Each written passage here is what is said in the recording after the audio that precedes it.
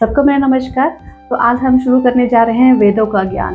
वेद क्या होता है? वेद का अर्थ वैसे तो ज्ञान होता है, बट जो मैंने बुक में रीड किया है और मैं आपको सब कुछ बुक से ही रीड करके दिखाऊंगी, क्योंकि मुझे खुद को भी याद नहीं है कि कैसे बताना है, क्या नहीं करना है। तो सबसे इजी यही है कि मैं आपको बुक से रीड करूँगी ताकि मुझे भी ज्ञान मिल सके और मैं आपको ये ज्ञान दे भी सकूँ।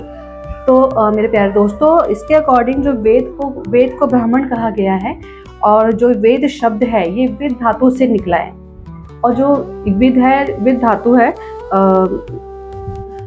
जो विद धातु है इसका एक अर्थ नहीं है, इसके अपितु तीन अर्थ हैं: सत्ता, ज्ञान और प्राप्ति।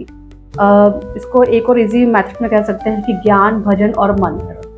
तो जो सत्ता, ज्ञान और तथा प्राप्ति है, इसकी भी डेफिनेशन है। जैसे कि सत्ता मीन्स सत, ट्रू, आपको पता ही होगा, और ज्ञान चित्त और प्राप्ति आनंद। तो अर्थात वेद शब्द का अर्थ हो गया सच्चिदानंद।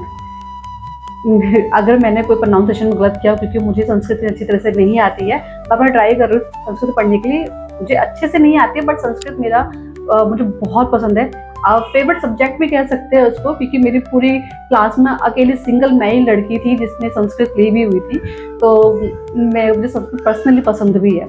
तो हम बात स्टार्ट करते हैं। तो अर्थात वेद शब्द का अर्थ हो गया सच्चिदानंद। सच्चिदानंद ही ब्राह्मण है।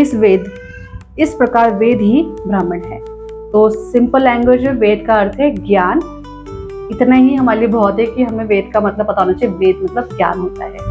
जो बेसिकली वेद होता है, ये जो वेद को जो अर्थ है, उनको ब्राह्मण को ये वेद सुनाए गए थे, इसलिए उनको ब्राह्मण कहा गया है, जो मुझे ऐसा लगता है और मैंने पढ़ा भी है। अगर आपको इसके बारे में और डेफिनेशन जाननी है तो आप यूट्यूब पे सब्सक्राइब कर सकते हैं। तो वहाँ मैं इसके बारे में पूरी डिटेल में आपको बताऊंगी। बाकी मैं आपको ये बता देती हूँ, जो वेद 4 टाइप के होते हैं, ऑलमोस्ट सबको पता ही होगा।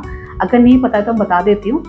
हमारा जो प्रथम होता है वो होता है ऋग्वेद, यजुर्वेद, सामवेद और अर्थवेद। जो ऋग्वेद होता है वो हमारा सबसे पुराना वेद है। तो मैं आपको इतना बता देती हूँ फिलहाल के लिए। बाकी आपको मोर इन्फॉर्मेशन इसकी चाहिए तो आप प्लीज़ सब्सक्राइब कीजिए यूट्यूब पे, और इंस्टाग्राम में प्लीज़ फॉलो करना ना भूलिए, और प्लीज़ लाइक तो ज़रूर कीजिएगा। और मुझसे कोई गलती होगी तो प्लीज़ मुझे बैड कमेंट्स में मत देना। और अगर आपके पास आपको लगता है कि वेद की डेफिनेशन कुछ और है, और कोई और परिभाषा है, तो आप प्लीज़ मुझे कमेंट्स में कर सकते हैं। बाकी आपका बहुत बहुत धन्यवाद। तो हम कल मिलते हैं दूसरी इन्फॉर्मेशन को लेकर। Thank you.